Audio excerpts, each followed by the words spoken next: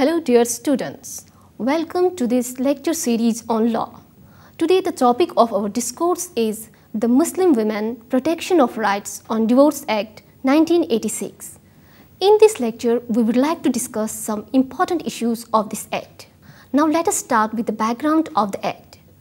No sooner the Supreme Court of India pronounced the decision in Shah Banu case than came the demands from the Muslim community to undo the effect of the same. The reaction to the judgment was severe. There was a countrywide opposition against the said decision. Various organizations and groups raised their voices against the Supreme Court decision. Their argument was that the decision is against the well-established Muslim traditions and law.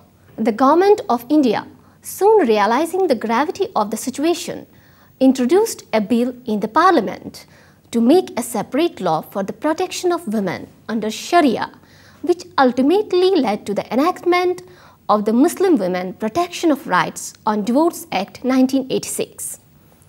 Now let us discuss the scope of the Act. The Act of 1986 applies only to such Muslim women whose marriage has been dissolved by any form of divorce.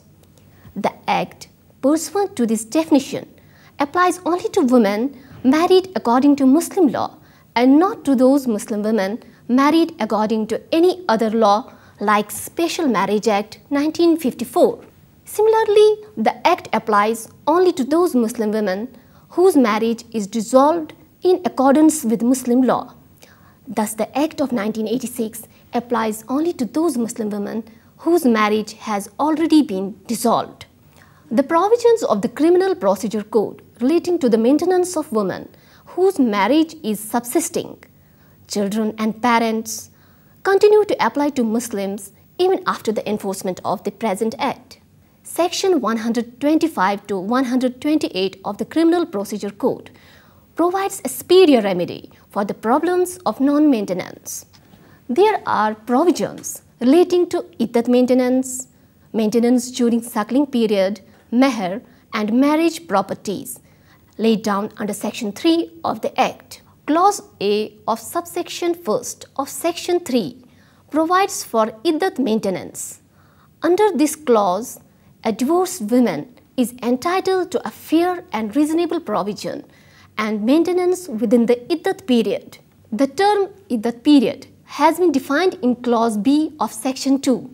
It means 3 menstrual courses after the date of divorce if she is subject to menstruation, or 3 lunar months after her divorce if she is not subject to menstruation, and if she is pregnant at the time of divorce, the period between the divorce and the delivery of the child, or the termination of the pregnancy, whichever is earlier.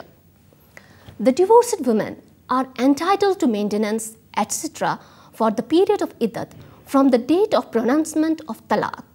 To get maintenance for this period, it is not necessary that a suit must be instituted during the period of iddat.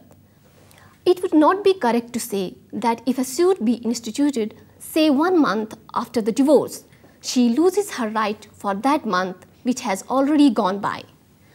The question of suit under subsection 2 arises only if the husband does not fulfill his obligation. Clause B of subsection 1st of Section 3 provides for the maintenance for the suckling period of the child.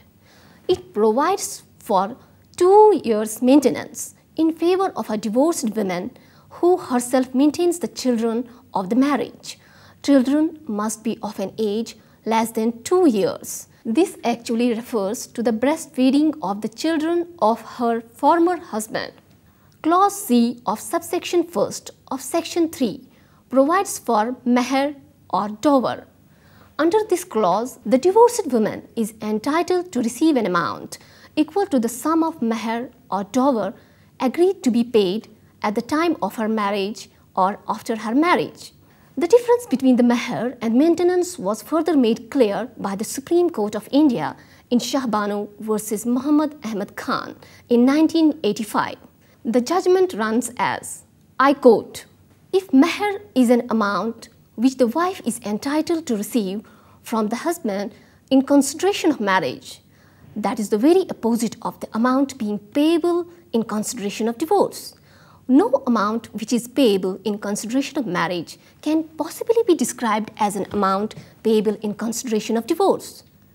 The alternative premise that the meher is an obligation imposed upon husband as a mark of respect for the wife is wholly detrimental to the stance that it is an amount payable to wife on divorce. He does not divorce her as a mark of respect. Therefore, a sum payable to wife out of respect cannot be a sum payable on divorce. Deferred meher, payable at the time of dissolution of marriage, cannot justify that it is payable on divorce." Unquote. It was therefore concluded that meher is not a sum payable on divorce and was not a substitute payment for maintenance. Clause D, subsection 1st of section 3 deals with marriage properties. This is a healthy provision where a divorced woman is entitled to all the properties given to her before, at the time or after marriage by her relatives, including parents and others, or friends, and her husband, his relatives or friends. This will include all other customary or special gifts made by anyone to women. Now the enforcement of rights under the Act, which is dealt under subsection 2 of section 3.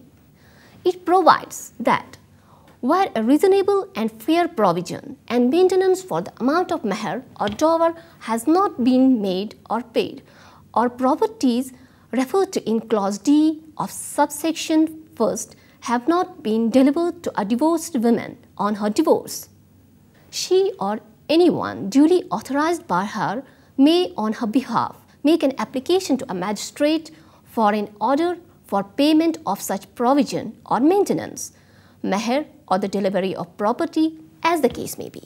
Where an application has been made by the divorced woman to the magistrate for the enforcement of her rights under the Act, the magistrate under subsection 3 of section 3 may, if he is satisfied that any of her rights has not been honored, make an order within 1 month of the date of filing of application.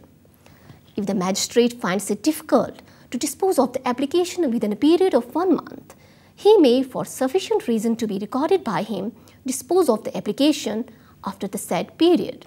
Where any person against whom such order has been made for payment of iddat maintenance, meher or any other property of the wife fails without sufficient cause to comply with the order, the magistrate may, under subsection 4 of section 3, issue an order for levying that amount of maintenance or meher in the manner provided for levying fines under the Code of Criminal Procedure 1973, and may sentence such person for the whole or part of any amount remaining unpaid after the execution of warrant to imprisonment for a term which may extend to 1 year or until the payment, if sooner made, subject to such a person being heard in defense and the said sentence being imposed according to the provisions of the said code. Where a woman has not remarried after divorce and is not able to maintain herself after iddat, the liability to maintain her according to the Act falls on her relatives in the given order as her children, her parents, other relatives entitled to inherit her property on her death. While her children are unable to provide maintenance to her, the liability will pass on to her parents. In case a divorced woman fails to secure maintenance from her parents because of their insufficient means or death or any other reason, the responsibility to maintain her falls on the other relatives in the proportion in which they would inherit property. Where any of her relatives is unable to pay his or her share of the maintenance, the magistrate may order that the share of such a relative be paid by other relatives. In addition to the above mentioned measures, it provides that while a divorced woman is unable to maintain herself and, in rarest of rare cases, has no relative or such relatives do not have means to maintain her, the responsibility to pay maintenance to such helpless women will fall on the Waqf boards established under Waqf Act 1995 or any other law for the time being in force in a state, functioning in the area in which the woman resides. This issue was raised in Secretary Tamil Nadu Waqf Board versus Said Fatima Nochi, where a wife filed a petition for maintenance against Waqf Board, alleging that she could not get maintenance from the heirs or parents. The same was decreed, against which an appeal was filed with the following objections. Number first, an order under Section 4, subsection 1st was a prerequisite for maintaining petition under Section 4, subsection 2. And number second, the Ministry of Welfare, that's Waqf section, had written a letter to the Secretary Tamil Nadu Waqf Board, Madras, stating that no separate fund was to be created for giving such maintenance, nor any guidelines were to be issued to Waqf Board. Dismissing the appeal, court held that an order under Section 4, subsection 1st was not a sine qua non for filing a petition under Section 4, subsection 2. And to the second objection, the letter from the ministry could not override statutory provisions. All Muslims would not be compulsorily bound by the Act. An option is provided to them to choose the law under which they wish their disputed issues to be adjudicated. Section 5 of the Act therefore provides that if a divorced woman and her former husband declare by affidavit or by any declaration in writing, either jointly or separately, that instead of Muslim Women Act 1986, they would prefer to be governed by provisions of Section 125 to 128 of the Criminal Procedure Code 1973, they will be governed by the same provisions. Now the comparative analysis. A comparative study of the benefits that accrue to a divorced Muslim woman opting to seek redress under the Code of Criminal Procedure and to one seeking relief under the Muslim Women Protection Act 1986 would be regarding: Number 1. If the former husband has no capacity or for any other reason loses his capacity to pay maintenance amount, or in case of his death or absconding and becoming untraceable, the woman has no remedy if she has obtained relief under the code. On the other hand, the Muslim Women Act takes full care of the women in all such cases by shifting the responsibility for the women's maintenance on other relatives and finally on the Waqf boards. Number 2. What all the divorced woman gets under the code is maintenance amount, but for the recovery of her meher amount and other articles given to her by her parents by way of dowry or gifts given to her by relatives and friends at the time of or subsequent to her marriage, she is required to file a separate civil suit. On the other hand, the woman seeking relief under the Muslim Women's Act gets an order for the recovery of the full meher amount, if not already paid, and all her dowry, gifts, articles, etc. Number 3, a woman who has a suckling child at the time of divorce is entitled under the Act to a separate amount for the labor of giving suckle to the child for the whole of suckling period. There is no provision for providing this amount in the code. Now the constitutionality of the Muslim Women Act. The wide disparity in the interpretation of the provisions of the Act by the various high courts bears testimony to the fact that this enactment, which right from its inception has been shrouded with the controversies and contempt, needed a closer scrutiny and finality by the Supreme Court. Labelled as anti-women, the constitutionality of the Women Act was challenged and decided in Dania Latifi versus Union of India on the following grounds. Number 1. The Act is un-Islamic, unconstitutional, and it has the potential of suffocating the Muslim women, and it undermines the secular character which is a basic feature of Constitution. Number 2.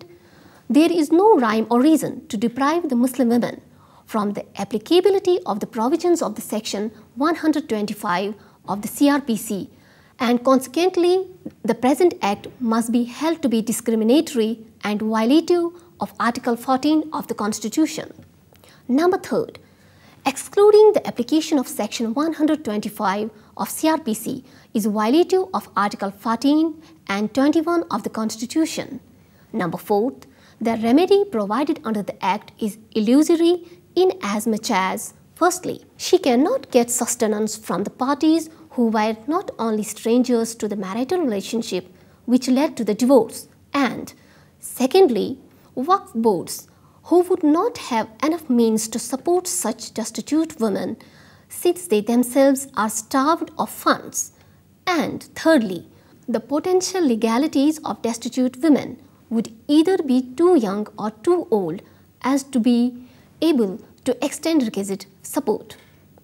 Therefore, this provision denies to women right to life and liberty and operates oppressively, unequally and unreasonably only against her and is hence unconstitutional. The government contended that personal law is a legitimate basis for discrimination, if at all, and therefore subjection of a Muslim woman to a different law does not offend Article 14 of the Constitution. In conclusion, it was held, a Muslim husband is liable to make reasonable and fair provision for the future of the divorced wife, which obviously includes her maintenance as well, extending beyond the iddat period, and must be made by him within the iddat period in terms of Section 3, subsection 1st, Clause A of the Act. His liability under Section 3 to pay maintenance is not confined to iddat period. Provisions of the Act do not offend Article 14, 15 and 21 of the Constitution. So friends, these were some essential features of the Muslim Women Protection Act 1986. Hope you have understood this topic. We will meet again with a new topic. Till then, take care of yourself. Goodbye.